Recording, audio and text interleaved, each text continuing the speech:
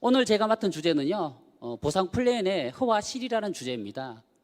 많은 분들이 직급이라는 좋은 도구를 선택하고도 업계를 잘 몰라서 또 네트워크 마케팅에 경험이 없다 보니 본인이 선택을 자칫 미스해서 또 타 회사를 기웃하는 분들도 계시고요. 심지어 또 이 판단을 잘못하는 분들이 계시더라고요.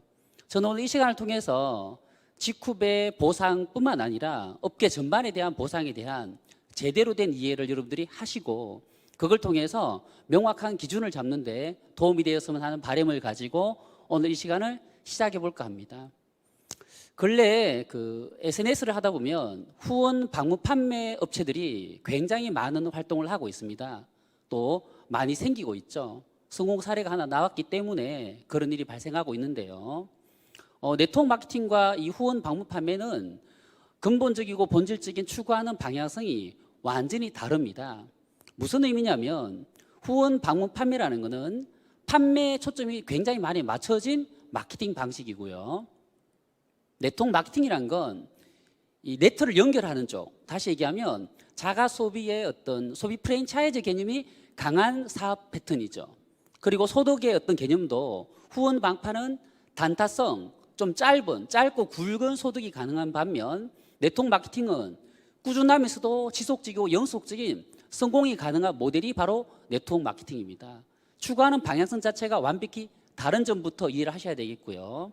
후원 방문 판매는 첫 번째, 내가 제품을 이렇게 판매를 했을 때 나에게 가장 큰 소득이 발생합니다.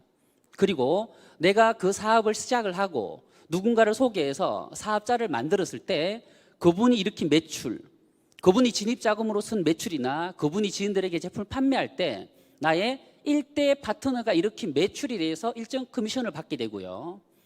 내가 소개한 파트너가 또 누굴 소개했죠. 그러면 그분은 나에게 2대입니다. 그렇죠? 직구로 보면 추천 2대입니다. 추천 2대 파트너분이 또 진입자금으로 투자한 금액뿐만 아니라 매출들, 거기에서 본인이 받는 어떤 커미션을 좀 얻게 되는 게 바로 후원 방문 판매죠. 이걸 네트워크 마케팅으로 좀 바꿔보면요, 이런 개념이에요. 3단계, 레벨은 3단계까지 잘라서 수당을 주는데 유니레벨 마케팅입니다. 해바라기처럼 옆으로 계속 추천을 이렇게 늘려나가는 구조가 후원 방문 판매 사업이에요. 반면 네트워크 마케팅 사업 어떻습니까? 옆으로 펼치는 게 아니지 않습니까? 특히 바이너리는 협업 마케팅이고 함께 시너지를 내면서 판매보다는 자가 소비 군단, 멤버십을 만드는 데 초점이 맞춰진 마케팅 방식이죠. 그래서 본질부터 틀리고 또 후원 방문 판매는 보상 플랜 자체가 그렇다 보니까 판매했을 때 굉장히 많은 소득이 발생할 수 있습니다. 그래서 짧고 굵은 소득이 가능하다는 어떤 장점이 있는 반면 지속적인 연금성 소득 플랜과는 거리가 먼 사업이죠. 몇 가지 좀 단점도 있습니다. 어떤 거냐면 첫 번째, 후원 방판 사업을 하려면 진입 자금이 굉장히 커요. 수백만 원에서 수천만 원의 진입 자금을 드리고 시작을 해야지 모든 수당을 다 받을 자격을 취득하게끔 보상 플랜을 설계를 해놨습니다. 그래서 후방을 하려면 일단 기본적인 창업 자금이 상당히 들어간다는 점이고요. 또 후원 방문 판매 사업을 스타트한 분들은 지난번 했던 회사 제품보다도 이 회사 제품이 정말 좋다라고 막 거품을 물어야 돼요. 그런데 후방의 어떤 단점이랄까요? 아이템의 유행이 굉장히 빠르다라는 거예요. 대중성 있는 아이템보다는 화장품에 특화된 제품들이 후방에 많습니다. 왜냐하면 화장품은 제조원가 비율이 다른 것보다 굉장히 낮게 들어가기 때문에 마진율이 높죠. 그래서 후원 방문 판매들은 대부분 화장품 업계가 많습니다. 그리고 이 유행을 빨리 타다 보니까 내가 이 후원 방문 판매 업체에서 이렇게 돈을 벌다가 만약에 그게 어느 정도 회사가 성장하게 되고 또 포화 상태가 되거나 진입한 사람들이 내가 판매하는 스킬이 없어서 그걸 반품할 시간도 14일밖에 안 되거든요. 그러다 보니까 온라인에 덤픽으로 넘기게 되면 가격이 무너지게 되죠. 그러면서 사업성이 떨어지게 되면 아이템을 바꾸게 돼요. 또 다른 후원 방문 판매 업체를 찾아서 이동하게 되는 가능성이 높은 거죠. 그리고 그 다른 회사를 선택했을 때 뭐라고 해야 됩니까? 지난번 회사 제품보다 지금 내가 선택한 회사 제품이 훨씬 더 좋아라고 또 거품 물고 얘기하죠. 하지만 그 또한 유행을 타게 되거든요. 그러면서 또 그 회사를 그만두고 또 옮겨 다니는 이런 패턴이 굉장히 강한 것 또한 후원 방문 판매의 단점이고요. 후방이 돈이 된다고 하는데 실질적으로 엄밀한 의미에서 보면 법적 지급률은 38%입니다. 네트워크 마케팅에 비하면 딱 3% 정도 더 줄 수 있는 그게 바로 후원 방판이죠. 장단점을 따졌을 때 네트워크 마케팅과 후원 방에 대해서 정확한 개념을 이해하셨을 때 우리는 직구 사업의 어떤 비전을 훨씬 더 느낄 수가 있는 거죠.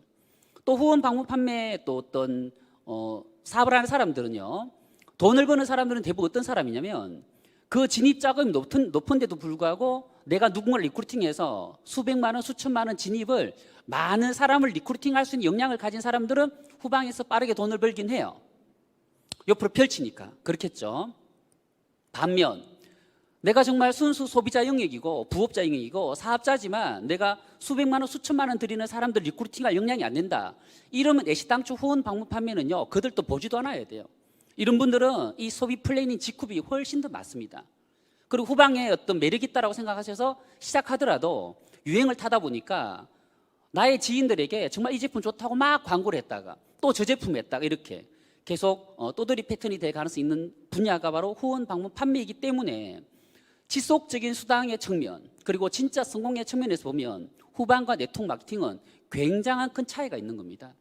그래서 직후 어떤 이런 정통 네트워크 마케팅, 전 세계 스카들이 왜 정통 네트워크 마케팅 사업을 하라, 내가 쫄딱 망하면 제대로 된 회사를 골라서 꾸준하게 노력해서 거기서 레버리지를 일으키겠다, 이렇게 세계적인 스카들이 얘기하는 데는 다 이유가 있는 겁니다. 세계적인 스카들이 후원 방문 판매를 하세요라는 사람이 세상에 단 한 명이라도 존재하냐는 거죠. 그래서 여러분들이 후방과 네트워크 마케팅의 어떤 본질적인 차이점을 명확하게 기준을 짓고 내가 왜 직급을 하는지 그 기준만 확실하다면 흔들림 없이 이걸 향해 갈 수가 있어요. 정통 네트워크 마케팅 사업 중에서 직급 사업은 여러분들이 지속적이고 꾸준하게 해나가면 지인들로부터 신뢰를 얻게 됩니다. 지인들로부터 신뢰를 얻게 될 뿐만 아니라 노력이 쌓여 나가죠.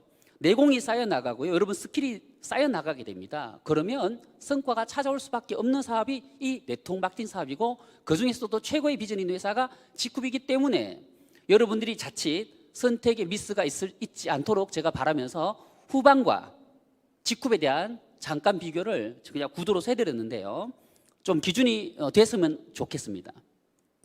그럼 본격적으로 네트워크 마케팅 업계의 보상 플랜의 호화 시를 한번 살펴보겠습니다. 퀴즈 한번 드릴게요. 합법적 네트워크 마케팅 기업들의 수당 최대 지급률은 얼마일까요? 35%요? 땡입니다. 네. 34.99999%까지는 가능합니다. 하지만 총 매출의 35%가 지급되면 법률 위반이에요.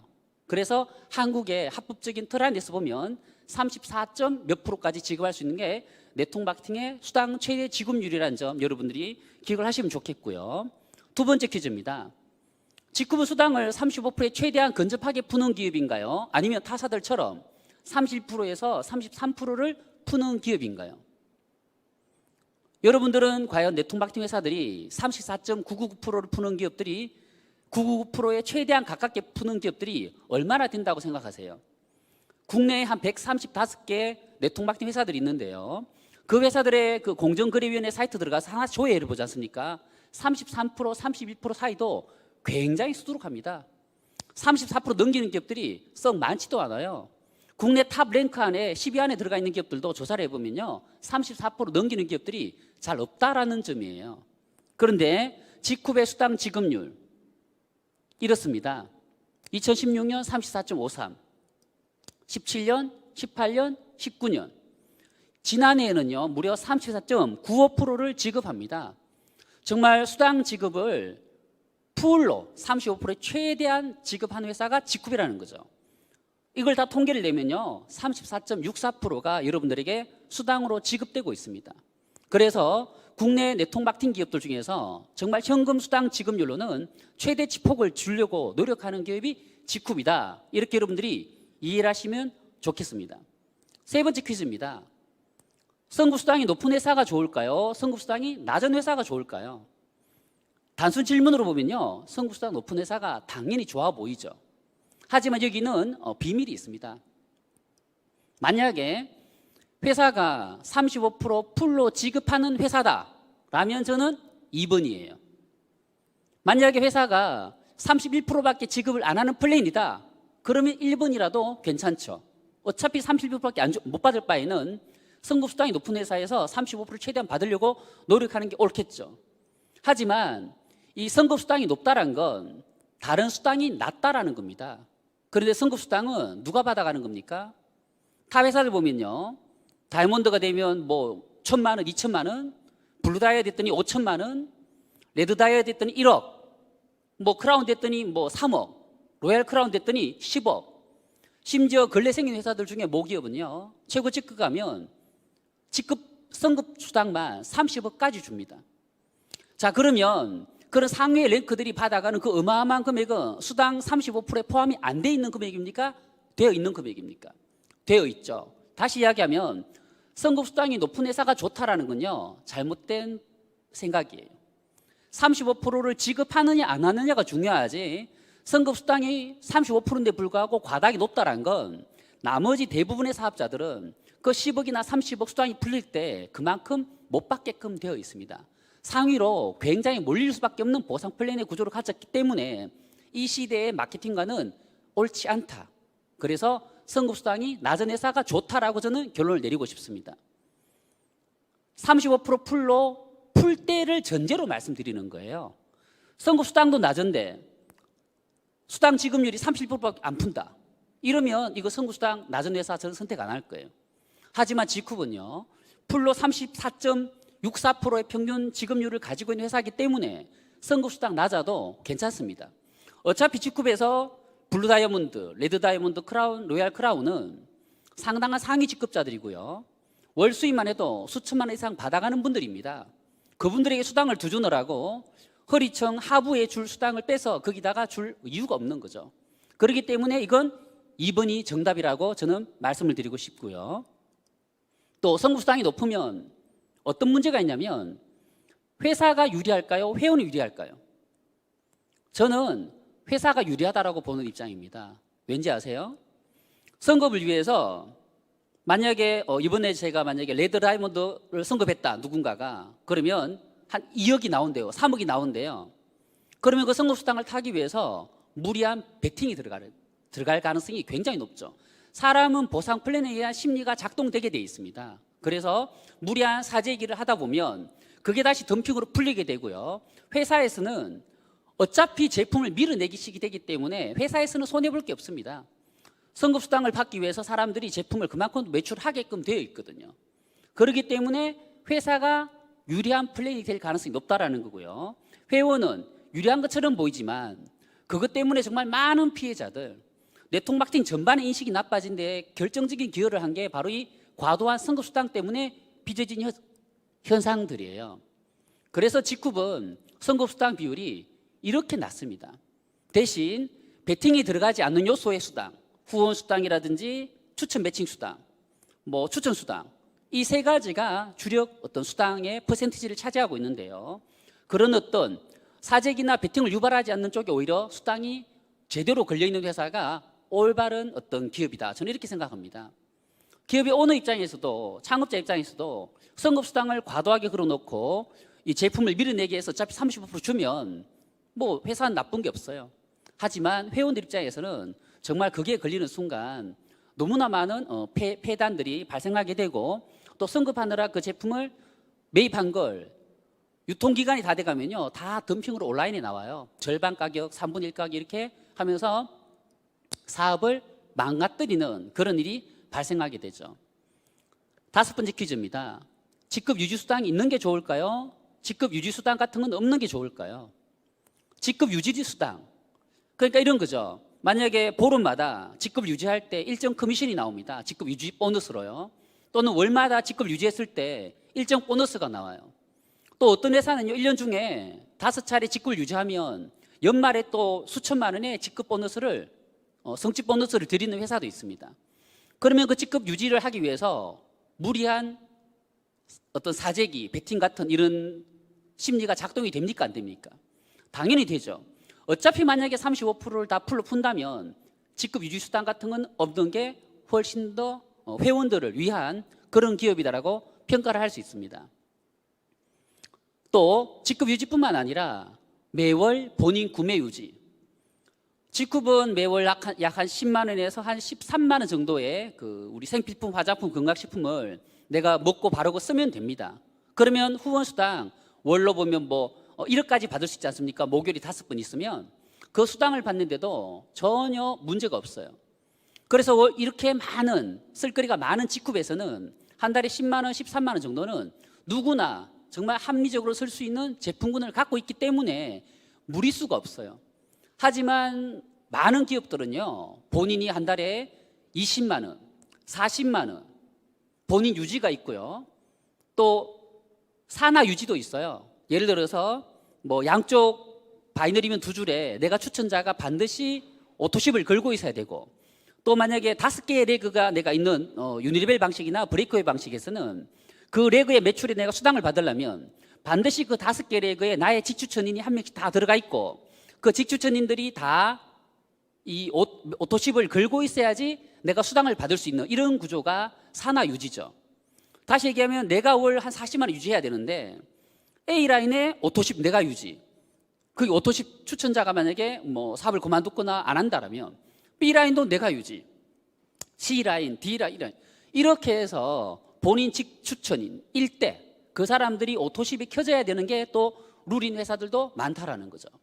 그래서 심지어 한 달에 본인 직급 유지하느라 수십만 원 쓰지만 산하의 그 어떤 레그에 오토십 켠다고 또 매출을 본인이 할 수밖에 없는 그런 구조가 만들어지는 게 바로 이 본인 산하 유지, 또 본인 산하 직급 유지, 또 본인 직급 유지, 본인 구매 유지 등의 어떤 허들이더라라는 거예요.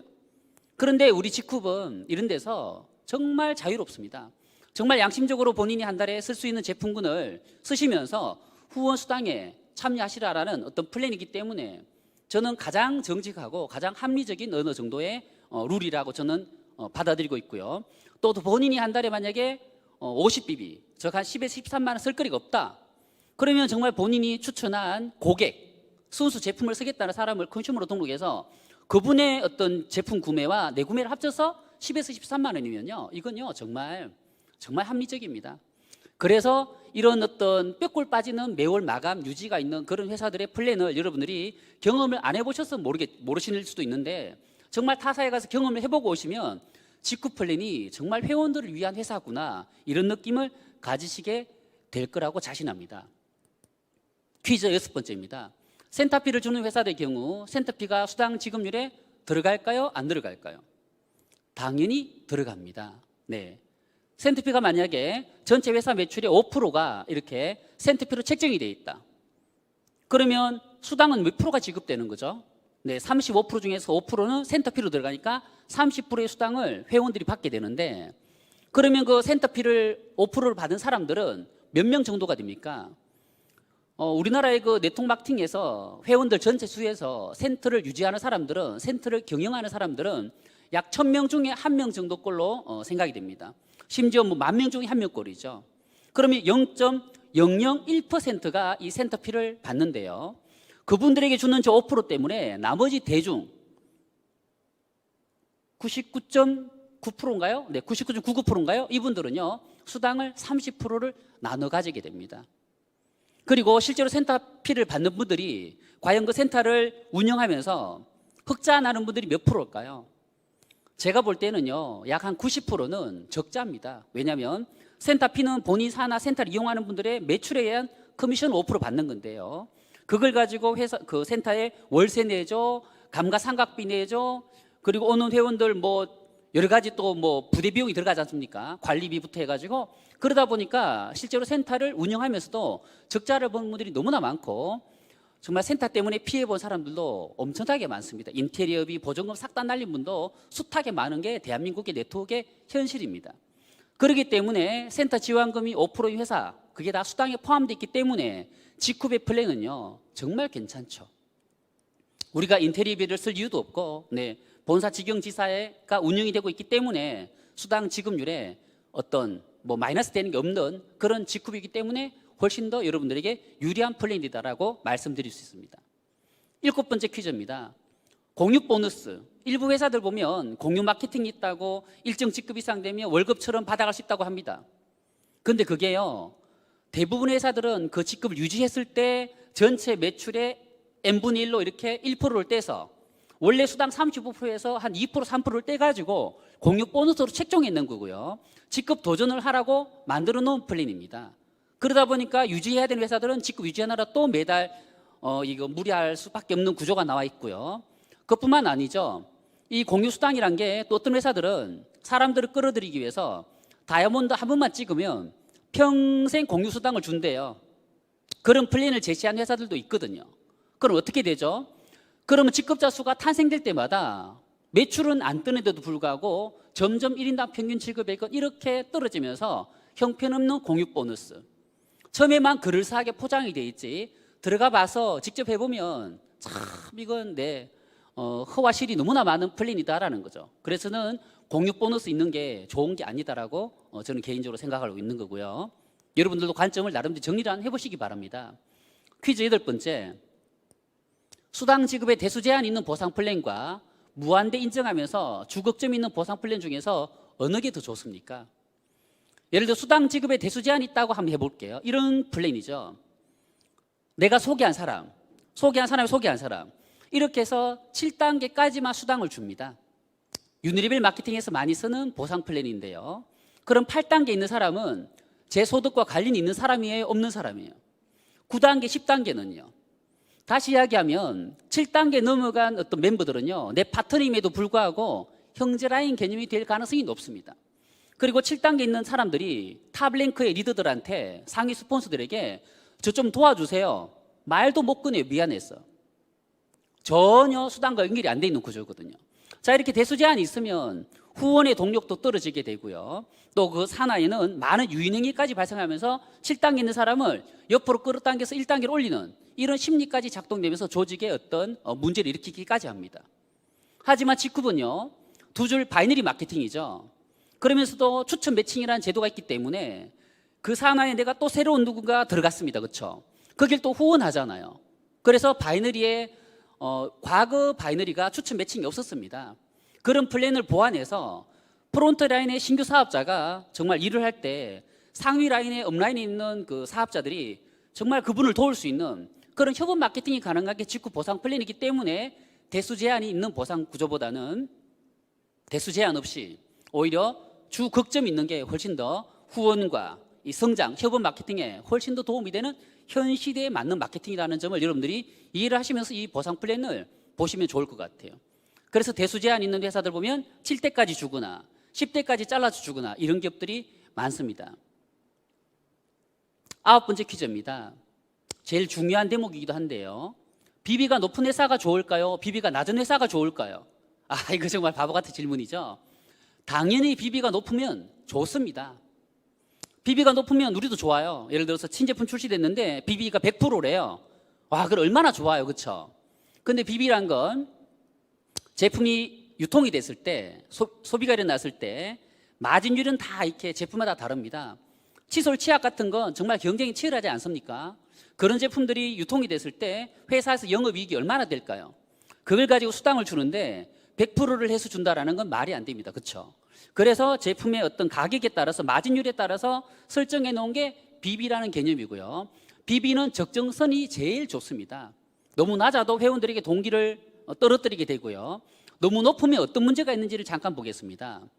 비비가 높고 조건이 까다로워집니다. 예를 들어서 바이너리 마케팅 회사가 비비가 70%래요. 일반 글로벌 회사들처럼 브레이크웨이 방식의 오래된 회사들처럼 그런 회사들은 브레이크웨이는 비비가 60%, 70%인 회사들도 많습니다. 왜냐하면 그 회사들 옆으로 쫙 펼치고 매출을 공유하는 게요, 바이너리보다 훨씬 덜해요. 하지만 바이너리는요, 전체 레그의 매출을 이 한 줄에 있는 모든 사람들이 공유를 하는 협업 마케팅입니다. 공유를 한다라는 건 다시 얘기하면 소실적인 매출이 있을 때마다 다 수당이 지급돼야 되는 플랜이거든요. 그렇기 때문에 이 바이너리는 평균 비비값이 40에서 50%가 적당한 비비값이 맞습니다. 영업 이익률에 따른 비비 설정이 그게 맞는 거거든요. 하지만 브레이크웨이는 60, 70%도 괜찮죠. 그래서 타 회사와 보상 플랜을 얘기하다 보면 우리는 비비가 70%인데 여긴 40%밖에 안 되네요. 그게 무슨 돈이 됩니까? 이런 말을 하는 거예요. 그건 공유에 대한 개념을 전혀 모르기 때문에 그렇게 이야기하는 거거든요.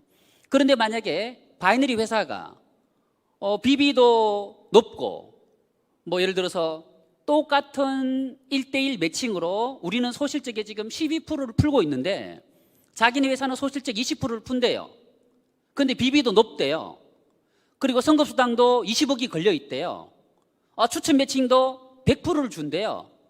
직후 우리 1대1의 3대 추천 매칭이 30%지 않습니까? 그러면 여러분들은 BB 높고 선급수당 있고 소실적 20% 주고 추천 매칭도 100%고 선급 보너스도 걸려 있고, 야, 그러면 모든 사람들이 이 회사를 선택하겠네요. 그렇죠? 근데 거기에는 상당한 함정이 있습니다. 만약에 그런 플랜이 있다면, 바이너리 마케팅에 그런 플랜이 있다면 완전 사기 캐릭터예요. 이런 거죠. 들어가서 막상 일을 했더니 캡이 어마어마하게 적용되고요.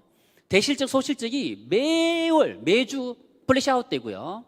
각종 유지 조건이 굉장히 많고요. 숨어있는 보상 플랜이죠. 단계 제한에다가 연속 3개월 유지해야지 직급을 인정해 준다든가, PV 설정에다가 QV 설정에다가 CV 설정에다가 CCV 설정에다가 BV 설정에다가 정말 볼륨 값도 정말 다양하게 함정을 다 숨겨놓고요. 직추전인 6천을 해야지만 승급할 수 있고, 거기다가 수당도 또 2대1 사이클로 보내고 400% 순환이라 그래서 본인이 200으로 진입했는데 수당을 800을 받았어요. 그러면 400% 채웠기 때문에 다시 200을 또 리베팅 해야 되는 그런 순환 제도, 또는 아바타 코드를 또 키워야지 또 수당을 받을 수 있게끔 해놓고, 정말 이런 까다로운 함정이 너무 많아서 최악의 보상 플랜이 돼버린다라는 거예요. 그래서 BB가 높은 게 좋은 게 아니에요. BB가 낮다고 슬퍼하거나 노여하지 말라. 어차피 회사의 총 매출의 35%는 여러분들의 수당입니다. 그렇기 때문에 이런 걸 알고 사업을 하느냐 모르고 사업하느냐, 거기에서 타회사 사업자에게 자기 회사들 좋대요, 수당을 50% 푼대요, 70% 푼대요. 그런 회사에 혹해서 그 회사를 기웃거리는 일이 안 생길 거라고 저는 생각합니다. 저는 약 한 달 전에 그 타회사의 상위 직급자를 만났습니다. 저한테 이렇게 얘기하더라고요. 자기네 회사는 수당을 50% 푼다라고, 직급 35%밖에 풀지 않지 않냐고, 자기네 회사 보상이 훨씬 더 좋으니까 한번 검토해 보라고, 자리도 저 위에 이렇게 주겠다고, 뭐 이런 제안을 저한테 하길래 제가 한참 웃었습니다. 그럼 제가 물어봤어요. 어떻게 해서 50%를 풉니까? 라고 했어요. 그러니까 푼대요 자꾸. 뭐 어떻게 푸냐고. 그래서 제가 이제 좀 논쟁을 한 적이 있는데요. 이런 얘기더라고요. 결국은 제가 이렇게 따졌어요. 아니 그러면 회원들에게 지급되는 수당을 국세청에 신고를 하고 지급합니까? 신고를 하지 않고 지급합니까? 다 신고를 하고 지급하죠. 그럼 신고를 지급하면 회사 매출이 100억이에요 이번 달에. 그럼 35억이 국세청에 신고되고 수당이 지급되는 게 네트워크 마케팅 법인데, 그럼 귀사는 50억이 지급됐다라는 거예요? 그건 또 아니래요. 그럼 무슨 얘기냐고 도대체. 이렇게 얘기할 때 하는 얘기가, 한국의 매출로 글로벌 상위 스폰서들이 받아가는 수당까지 다 합치면 총 매출의 50%를 푼다, 이런 말도 안 되는 얘기를 저한테 하는 거죠. 그래, 그런 말이 어딨냐고 도대체. 한국 사업자들은 35% 받는 거 아니냐고 결국은. 그랬더니 사장님 같은 리더가 와서, 제가 와서 글로벌을 펼치면 그 미국에 있는 상위 사업자들처럼 사장님도 글로벌에 있는 수당을 받게 되기 때문에 30% 넘게 받을 수 있다고. 이게 말이에요? 똥이라 해야 되는 말이에요. 하여간 정말 말도 안 되는 얘기를 하길래 제가 더 이상 논쟁을 했다가는 관계가 깨질까봐 적당하게 마무리를 하고 헤어진 적이 있어요. 정말 가끔 이렇게 네트워크들을 만나다 보면 이 사람을 꼬시기 위해서 허황되게 부풀린 이게 사기 캐릭터의 리더들이요 정말 많습니다. 그런 분들이 만나서 여러분들이 혹하는 일이 없도록 좀 공부를 하셔야 되는 게 이 네트워크 마케팅입니다. 10번째 퀴즈입니다. 지급률이 높은데 캡이 과도하게 씌워지는 회사, 그런 회사가 좋은가요? 지급률 준수하면서 캡을 안 씌우는 회사가 좋은가요? 제가 아는 일부 기업들은요, 연말 되면 수당 35% 맞추느라고 예를 들어서 한 10월까지 수당 지급률이 한 45% 지급된 거예요. 그럼 이제 2달 동안 연간 전체 45% 지급률을요 35%로 떨어뜨려야 됩니다. 그렇죠? 그럼 2달 동안 캡을 어마어마하게 씌웁니다. 이런 식이죠. 예를 들어서 매출의 55%가 지급돼 버렸습니다. 그럼 2달 동안요 이걸 35% 낮춰야 되잖아요. 그러면 엄청난 캡을 씌워서 연간 35%로 맞춰야 되거든요. 그러다 보니까 어떻게 됩니까? 연말 되면서 리더들이 조용해져 버립니다. SNS에서 그렇게 떠들던 회사들이 갑자기 연말에 조용하죠. 다 무슨 문제냐면요, 이거예요. 그러면서 연말 지나지 않습니까? 연말 되거나 연말 지나면서 그 캡에 실망한 리더들이요, 줄줄이 나고 합니다. 타 회사를 가버리죠. 그럼 회사의 성장을 방해하고 막아버립니다. 바로 이래서 순간 지급률이 높다고 좋아할 건 결코 아니다라는 거예요. 대한민국은 엄격하게 국세청에 다 신고하고 총 매출의 35%만 지급하게 되어 있습니다. 그걸 어기면요, 방판법 위반이고 행정 제재 명령을 받게 됩니다. 연급 정지도 먹게 되거든요.